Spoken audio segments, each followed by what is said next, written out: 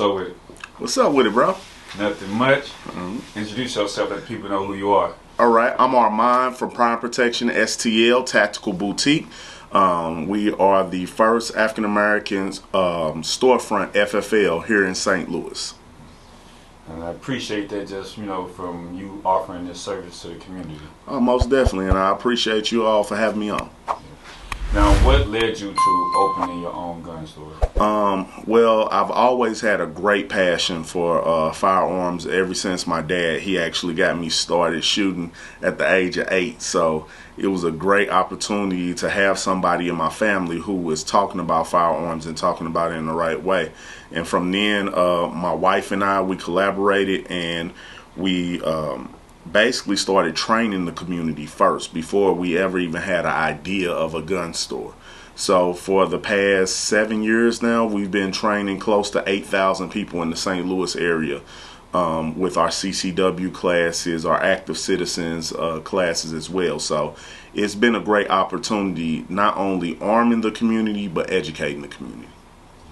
And that's much needed, especially, like I said, in our community, because a lot of people are unaware of the safety of using guns, and as well as the laws Yes. of owning a gun and things like that. Yeah, I was just looking up at a case yesterday where a accused murder was captured, and they said illegal possession of a firearm. But most people would be like, oh, well, it's open carry law here in Missouri. Well, why is this person getting charged for something that's legal? You see what I'm saying? So you have to really look into the laws and the way that they're written to help you better understand what it is that you're actually trying to accomplish.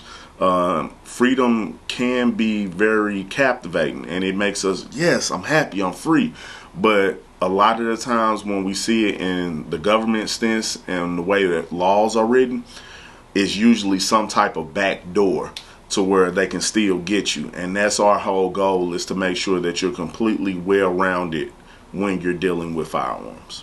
Gotcha. You said here in Missouri is an open carry state. Yes. I know years ago, the Black Panther Party, there was some of the few that kind of brought attention to that, out in California per se. Right. Do you think in current time that the Black Panther Party would be able to prosper in today's world? You do have offshoots of the Black Panther Party that are very successful, and they're doing great things. Huey P. Newton Gun Club down in Texas. If you go and follow them, I'm telling you, they have literally went into stores and not threatened violence or anything, but just that show of unity and force, and say, like, look, you will not treat this young lady this way, or hey, we need to have a communication with these police officers. And then they're also educating their community about firearms and different things like that. So there is a place for everybody. The main thing that I can say is don't allow yourself to be radicalized. Once you become radicalized, basically that gives the government a gateway into taking over your community group, which started out as something good, and they can completely rip it apart. Kind of like with I guess the original start of the Black Panther Party with the Huey P. Newton, and Bobby Seale. Yep, exactly. They kind of came in and COINTELPRO and just ripped it apart. And ripped it apart, and it will, that's one of the good things that I like about NAGA, National African American Gun Association. It is a great organization, and we actually have a chapter here in St. Louis called Zulu Shooters Club. I'm a member. It's good for you to be out there with like-minded people of all different religions and different political beliefs, but they keep it very simple, and we're talking about, hey, this is how we protect ourselves. And it's not just protecting ourselves with guns. Hey, this is how you start a fire. This is how you camp. This is how you hunt. This is how you get on a CB radio. I thought that was one of the coolest things. Last year, one of our members, he's a CB radio operator. I don't know what a CB radio is. Exactly. It's one of those types of things where if the grid goes down, you'll still be able to use it. And those are some of the advantages of being with like-minded people, even if we don't believe in the same God, even if we don't believe in a Republican or a Democrat president. We can all come together and see what is common amongst us, and then no one can ever say that you're trying to be a radical or you're trying to be a revolutionary or throw down the system and different things like that. Like you just said, like learning things like as far as starting a fire and hunting. Earlier you said that you started to, I guess, deal with or get to learn how to use firearms at the age of 8. Yeah. Is it an age limit for young people to learn how to use a firearm or just even learn the safety of a firearm? No. So actually that's one of my firm beliefs, that we have to get our children as educated as quickly as possible, because at about the age of 2, it only takes 5 pounds of pressure to be able to pull a trigger on a firearm. If you leave that gun out, a child can literally find it and press that trigger. So that's where us as adults, we have to do our job in making sure we lock our guns away that are not accessible. The other thing that we need to do is educate our children. Children are accessing more entertainment than they ever have in life, and the stuff that they see sometimes can actually hurt or harm them from a very young age. So why not tell them, hey, that stuff is just entertainment. This is real life. There's no reset button if you press that trigger.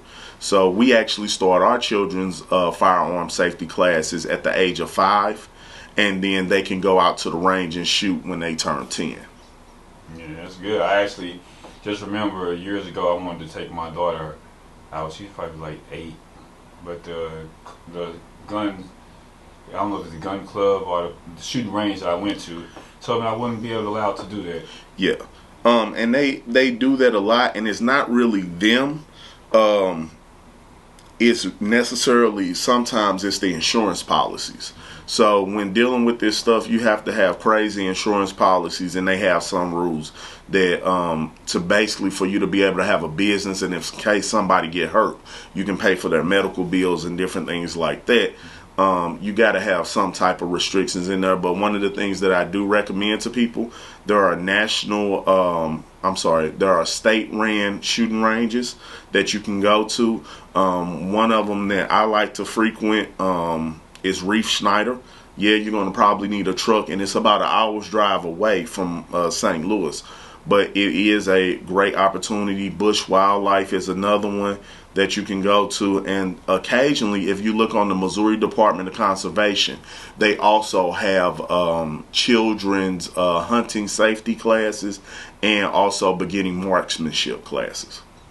What's the most important thing a black gun owner should know? Realize that the firearm can be a thing that can free you, or it can be a thing that can actually keep you in bondage. So that's what I want you to say. It is a great responsibility to own a firearm, and you can't just buy one of these off of the wall and expect for you to know how it works and everything. We don't come out of the womb with this knowledge. You need to get with some like-minded individuals. That's the first thing. Just get with some people who know. If your granddad has been a hunter and everything, and he's been owning guns since 1956, hey, granddad, how should I do this? What is some things that will hold me back? That's the first thing. The next thing is buy quality. We just did a live last night where we were talking about the difference between affordable and cheap. So there's a big difference between that. And make sure you're picking out the right tool for you and understand its purpose. I'm not going to come and buy a handgun to go out hunting in the woods. That's not logical. And the same thing is, I'm not going to buy a hunting firearm to protect myself for self-defense. So yeah, just make sure that you get around some like-minded people. I asked that question because it seems like today's world, guns are just period. Guns in the hands of black people is kind of seen different. Let's say for us, the young guy Philando Castile. Yeah, he was killed even though he was a legal gun owner. He was killed under the assumption that he was going to hurt the officer. Yeah. things like that. So that is a real concern, and I never want to second guess anyone's concern about being basically profiled and to look. I remember when I was actually going to Federal Law Enforcement Academy, and we were looking for a training firearm for me, and I was at a big box store, and I was telling the dude what model of firearm I needed.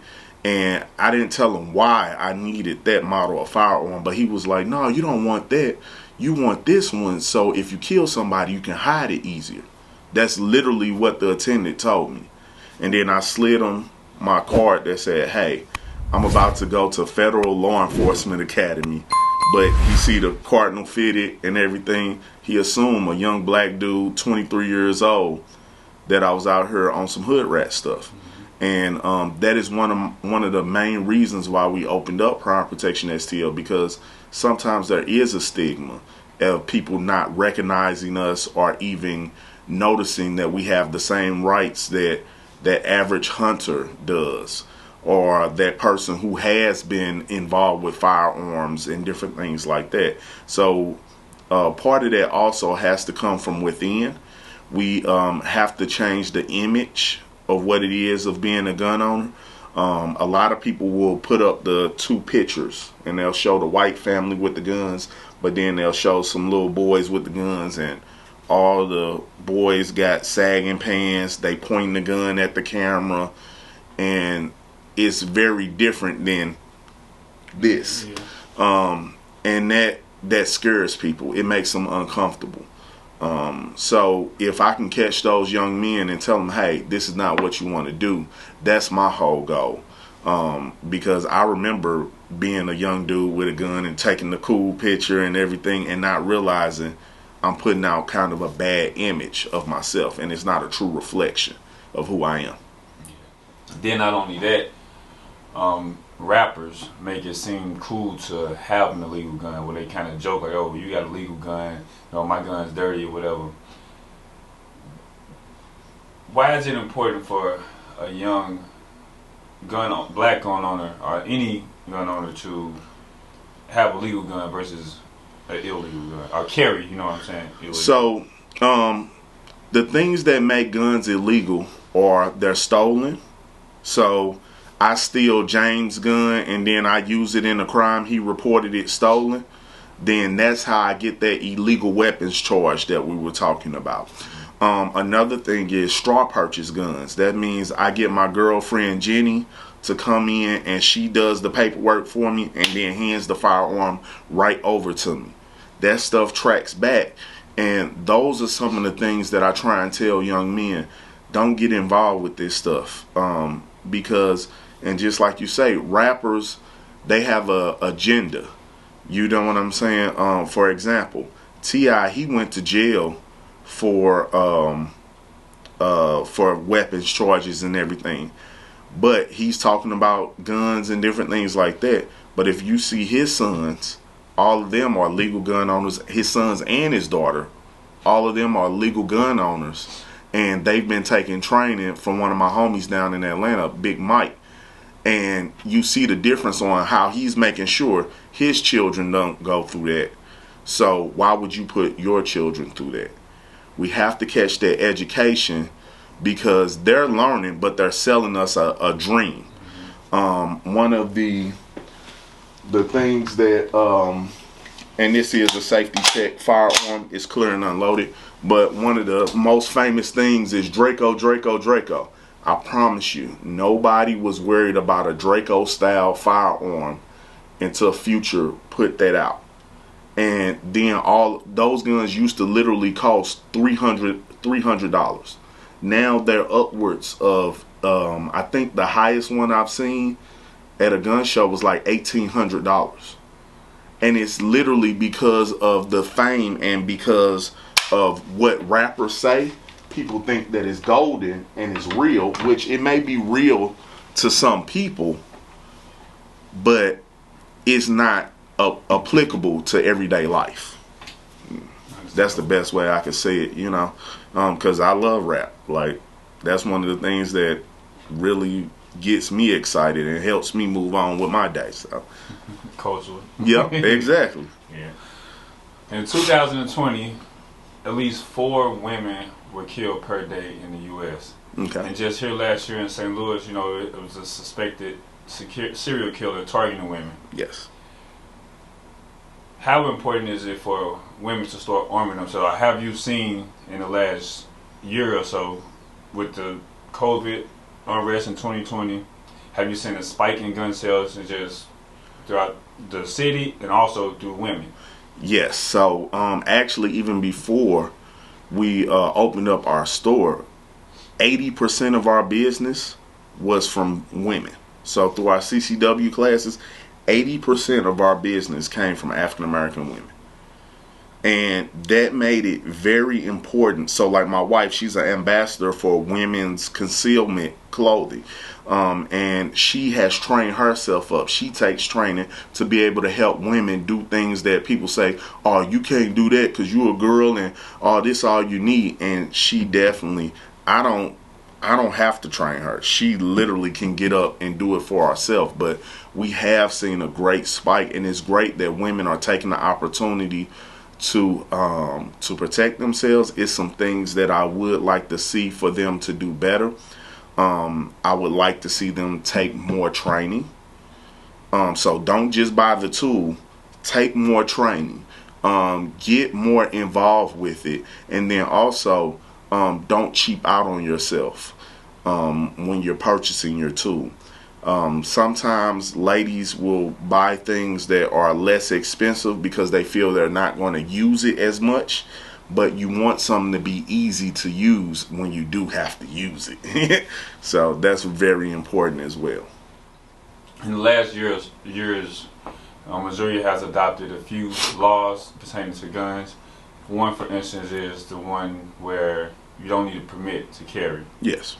And it also grants, let's say if someone's been on probation, there was SIS probation, they may have a felony, but they have got it expunged upon completion. I want you to explain, because a lot of people may be worried about, you know, being on papers and having a felony associated with their name, and then worried about actually purchasing a gun from the store. Yeah. Is that possible? Yes, that is. So if you have what is called a SIS, which is called a suspended imposition of sentencing, after you do your probation, because during your probation you are not supposed to be involved with firearms, even if you are a firearms owner. So no going to the range, no riding around with your gun and different things like that. So what you would do is after you walk down your papers, then you can come in and buy your firearm. Now, the sad part about that is you will never be able to get a Missouri CCW. The other thing is you are considered a restricted individual. So you're not supposed to be carrying a firearm concealed or openly. And a lot of people don't know that, because basically what's happening is, just like you said, there is provisions put in place to where you don't have to have a permit to carry. But the problem with that comes in when you're in a heavily populated area like St. Louis. So the public areas, and then also private property. So one of the best examples I can give is we had a student who had to pull his gun on a piece of private property, and Florissant came and locked them up like that. But it's an open carry state. You see what I'm saying? Yeah. And it's because they literally have it posted, we do not want guns on here, private property. Mm-hmm. So that's the instance that I tell people. Now, if you're in Warrington or someplace to where they're more accustomed to people, they have farmers out there, they have people who have been open carrying before it was even legal, and they don't have any localized laws against it, you're probably better off. But you can literally go and look this up. St. Charles, the city of St. Charles, Chesterfield, Ferguson, all of them have laws to where a police officer can literally come up and ask you, It doesn't have to, they don't have to be called to the scene or anything. They can ask you, hey, let me see your CCW permit if you're open carrying. And if you can't produce one, then you can get charged with criminal trespass. And then that can evolve into you losing your firearm rights. If you find, no, it's my right, such and such. And that's how things happen because people don't understand. They don't take the time. Even if you are not going to get the CCW permit, take a CCW class so you can understand what you could possibly be up against. Part of the main thing is knowing how to move around the law and carry a firearm legally. The other thing of why you would want to do that, if you ever decide to travel out of the state and carry your firearm, how many of us we want to go to the nightclubs in Texas, we want to chill out in Miami, we want to move around in Las Vegas? Don't you think that you might want to carry a firearm because you're an outsider? You don't know where you could be led into a bad situation. And that's one of the reasons why I tell people still follow up and make sure that you're doing things correctly and legally. Yes, then also, like you said, traveling out of state, you want to know those state laws and things like that, the local laws in the city that you're approaching. Most definitely. Most definitely. When it comes to, I guess, crime here in the city, yeah. Do you think it's because of the laws this has been put in place? Like I said, now ex-criminals or whatever, or people that have been criminally charged, walk down their papers, now they can legally purchase a gun from the store, like maybe someone's string purchase. Do you think that's the reason of the spike in the recent years since laws have been passed when it comes to gun violence? Yeah, so it is a lot of different things that actually comes in with gun violence. Part of that is we are a victim-full society.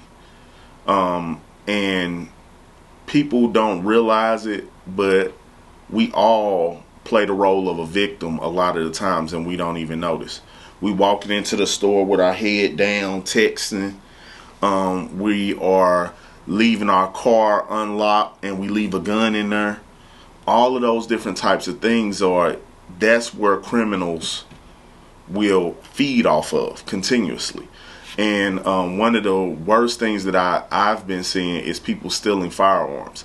Every time one of my customers' firearms is stolen, we get a call from the police, because they're going to do a background check on that serial number. And we're going to know that your gun was stolen from you or it was used in a crime. And those types of things, it really makes you aware of what you're doing, and you can see who are the good gun owners compared to people who may not be doing the best thing. Your car is not a gun safe, and people will break in, steal your gun, and use it in a crime that is going to devastate a whole nother family. Criminals don't tend to get their guns legally.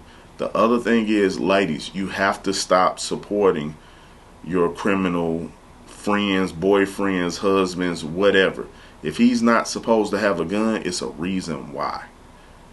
It's a reason why. And the straw purchases and different things like that, you shouldn't do that. Because if he used that gun, now he just drew you in there to where it's taking you away from your kids and different things like that. So it's just make sure that you're taking better care of yourself so we can be better as one. The other thing is, if everybody, it's a lot of people who own guns that don't carry them, and they don't have them at the right time. So you sit up there and you go out here and you buy the best gun, but it's at home, and you get carjacked out on Broadway. What good is that gun doing you at home? So you talk big and tough and, oh, I go get my gun. Why do you have to go get it? It should be with you. And that's the main thing of how we stop people from being victimized, because these young people, they will understand, yo, I can't do that crime no more because I might get shot. And it's the sad part. I don't want to see any of our young people who are just growing and maybe have not had the advantage of having somebody in their life to guide them in the correct way or to help them out. Like, I've had great mentors in my life who, when I was going down the wrong path, said, "No, let's redirect that." So I don't want to see, and I'm not condoning violence, because I care about my community very bad. I've been a youth football coach for years. I always try and reach out to my son's little friends and talk to them. But we have to do something to control our young men in our community, and that will help us be so much better. Recently, we had a young lady that was killed. Allegedly, according to news sources, a home invasion was possibly taking place. Yeah. And I said, you said, I don't know the whole scenario of the situation or what happened, things like that, but it was other guys with her, and they just kind of, left her there. Yep. In the census, and ran off. Yeah. And that should be. I wish we could have an assembly in every school, and all from middle school to about 10th grade, and we showed these young people, hey, if you're thinking about getting into a life of crime, it's one or two ways out: dead or in jail. So the whole other thing that they don't realize, so that young lady was killed. I don't know how many other guys that was in that video, but now they're going to get charged with first-degree murder, and they never pulled a trigger, all because they were involved. Exactly. And that's the downside of this. There's 5 lives. Allegedly, they say it was 4 guys, so it was 5 lives that's gone. Over nothing in that house was valuable enough for those 5 lives. Nothing. Coming to a closing here, do you have any last words that you would like to share? Yes. So, like I said, the motto for this whole thing that we've been talking about today is to make sure that you're training. Continuously train, and then also come in, support us, help us to grow to new things, give us the opportunity to win your business. We specialize in special orders. If it's something that you're having a hard time trying to find, we definitely will try and find it for you and give you a good value for it. So we want to be your hometown firearms store, but we mostly want to be your local resource center. We don't consider ourselves just a gun store. We want to be here to educate, to help you out, and help you to understand. So I appreciate you all for having me on today. Yeah. Shout out to social media handles for your business, and let them know where they can contact you at. Yes, so you can definitely contact us at the Protection STL Tactical Boutique. We're located inside of the Bommarito Business Center at Suite 206. That is at 320 Brooks Drive in Hazelwood, Missouri. And the social media is Prime Protection STL on Instagram, and also Prime Protection STL on Facebook. So most definitely come in and check us out.